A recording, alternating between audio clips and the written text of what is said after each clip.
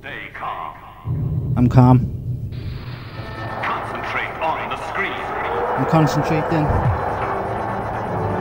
You are about to experience the future.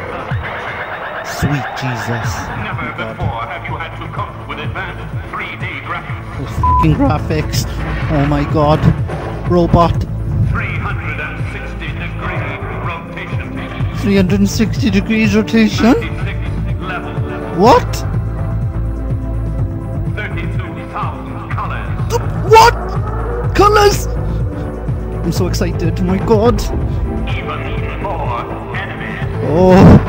Oh Jesus. There's a fly. Oh. The ultimate challenge is...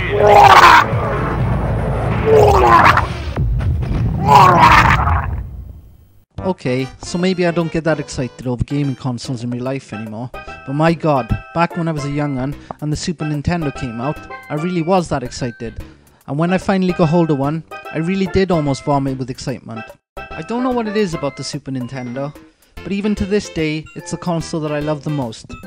When I put the Super Nintendo on, I feel all warm inside, like that Christmassy feeling some people get. A nice homely warm welcoming feeling. But I'm not here today to talk specifically about the console, but my opinion of the top 10 platform games for the system. As I always say, this is my personal opinion, so don't dislike the video because I have a different opinion from you.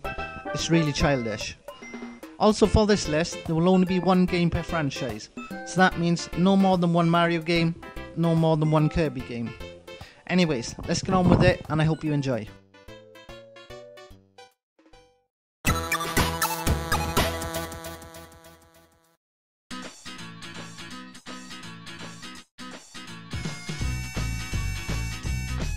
So let's get going with my number 5 choice.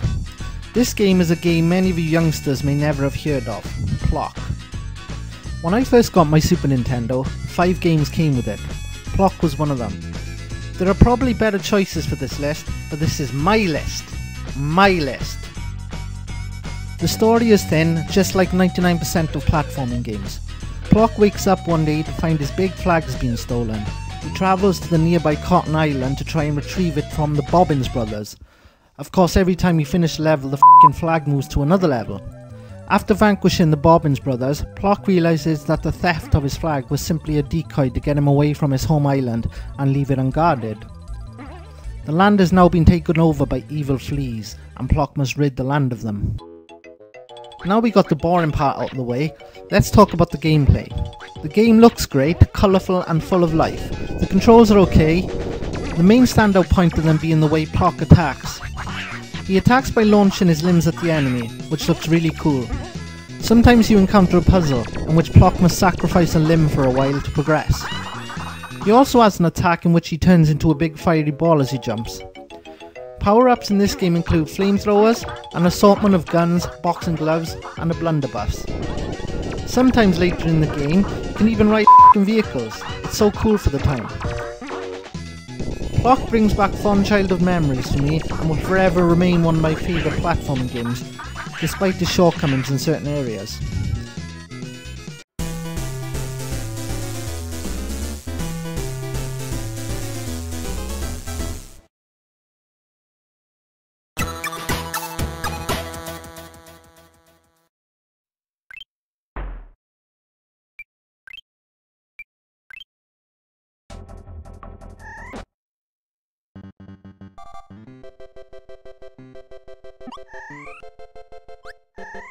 Kirby Superstar. God, I miss my youth. These days, when I hear so-and-so game is being released, I get excited, but nowhere near as excited as I did when I was a kid, so enjoy that feeling while you can. I was about 10 when Kirby Superstar came out, and I love it even to this day. The graphics are amazing, the gameplay is almost perfect, with responsive and neat controls, and a variety of powers you can obtain by eating other enemies. The game consists of an assortment of short Kirby games.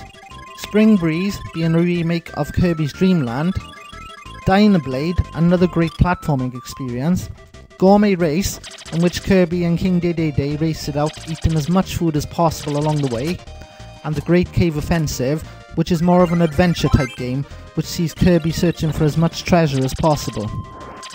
There are even more modes than this, but I have to keep these videos quite short.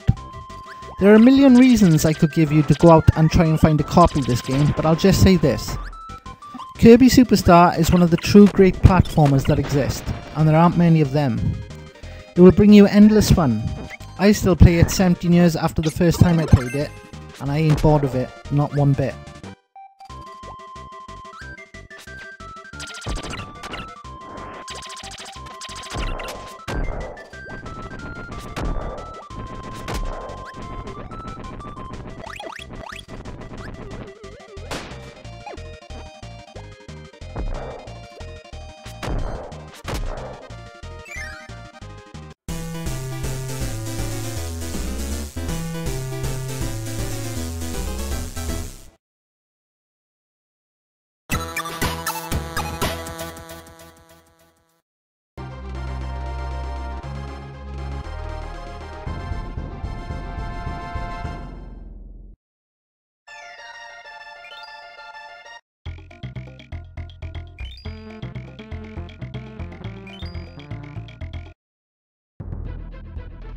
The original Donkey Kong is an amazing game, and it's not often I get to say that a sequel hands down beats the original, but in the case of Donkey Kong 2, I am pleased to say the sequel, hands down, destroys the f***ing original.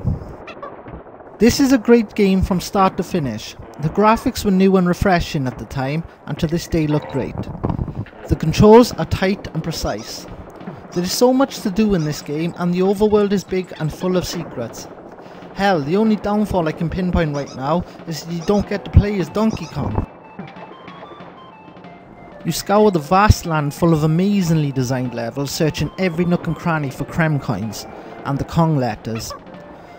You get to ride on the backs of spiders, fish, rhinos, snakes, seals, and even a f***ing parrot. They all have unique abilities which often help with finding the hidden objects, allowing you to finally unlock the lost world.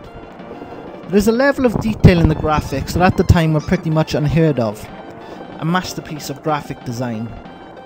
I spent so many hours playing this game as a kid, and playing it even to this day brings hours of joy, and I recommend that you add it to your collection, especially if you're a platforming fan or a Nintendo fan, as you can't get much better than the Donkey Kong games, and this is the best Donkey Kong game on the SNES.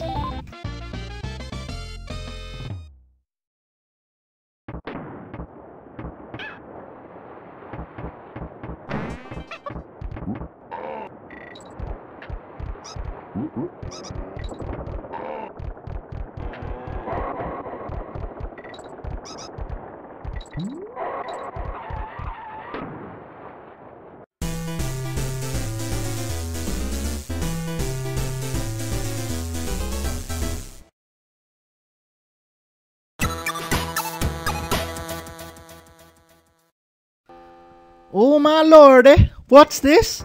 Mario isn't number 1? That's right, it's number 2, and you'll see why shortly. I, like most people with taste, love Mario games.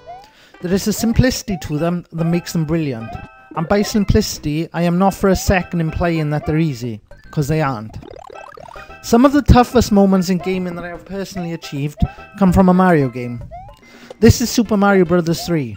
Originally released for the original Nintendo, this one is a graphical redesign made for the Super Nintendo. And man am I glad they did. Everything is colourful and fun to look at. Not the original wasn't nice, but this just looks so much better. I played this game so much that I know every f***ing secret from start to finish. I know exactly what I'm going to do from the moment I start the game till the moment I complete it. And do I get bored? Nope. If you're a platforming fan and haven't played this game, you're punishing yourself for some reason, and I consider you a sick human being. In fact, remove human being from the last sentence and replace it with creature. This is pure platforming fun. It's easy enough for most people to play, but hard enough to keep a true gamer playing. It's not as expensive as you think to pick up a copy either, so go find one. You will be amazed by how good a game of this age can be. Some of my favourite features about this game are the awesomely designed overworld and the amount of secrets they put into this game. Every old school gamer that's played this game will remember the secret flute, which could take you to faraway lands. Cheaters, filthy cheaters. This game makes up for Super Mario Bros. 2. Not that it was a bad game, it wasn't a true Mario game. So, it's essential that you play this game, so go ahead and go out and buy it, or find some other way to try it, like go to a friend's house or find another way.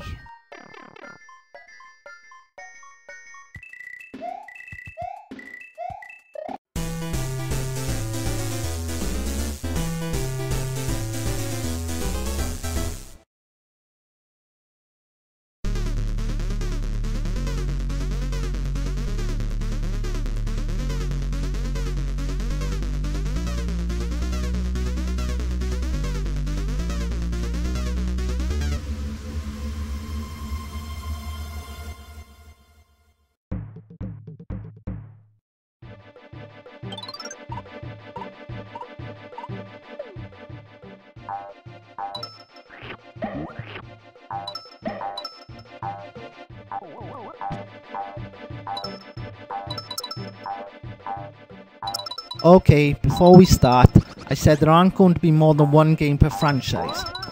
And in my opinion, I'm sticking to my word. Yoshi's Island plays far differently from any Mario game. It even plays differently from Super Mario World, which also features Yoshi. The mechanics are completely different. Sure, it's still a platformer, and Mario's in it. But anyone who's played this game, and played a Mario game, will know how vastly different the games are. Also, Yoshi is the main character in this game, so I consider it a Yoshi game, not a Mario game. So there you go, that's my reasoning behind putting this game on the list. This is, by a huge margin, my favourite Super Nintendo game. Not only that, but it's my favourite platforming game of all time. It is simply an amazing achievement. The controls are amazing and precise. When you jump, Yoshi kicks in the air, allowing you to float for a short while. And the distance he seems to travel through the air just seems to be so perfect on most stages.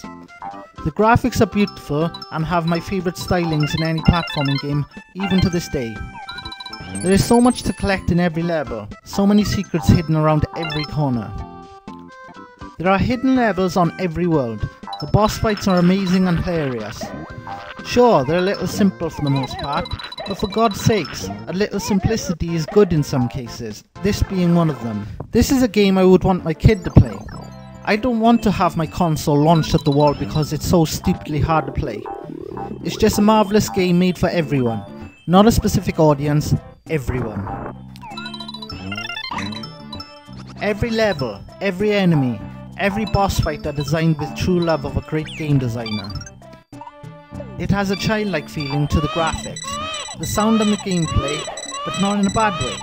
In a way that makes you smile every time you hear the music come on, every time you see the little animations the characters make. I want to say that this is the perfect game, but so many people will disagree, so I will just say it is my perfect game, the way a platform game should be made. When I'm playing this game, I'm instantly a 9-year-old kid again, playing in my warm, cozy living room with the fire on, stuck inside because it's raining. I can smell the food my mother used to make. I can see my dad reading the newspaper in his old battered reclining chair. It feels like Christmas. It feels like my birthday. It feels like my childhood all over again. If you ever see this game for sale anywhere, buy it. Let your imagination run wild as you play. Allow yourself to be a kid again while the troubles of life stay in the back of your mind. Because at the end of the day, that's why us grown-ups play games, isn't it? To escape the realities and the harshness of life. This game can take it all away.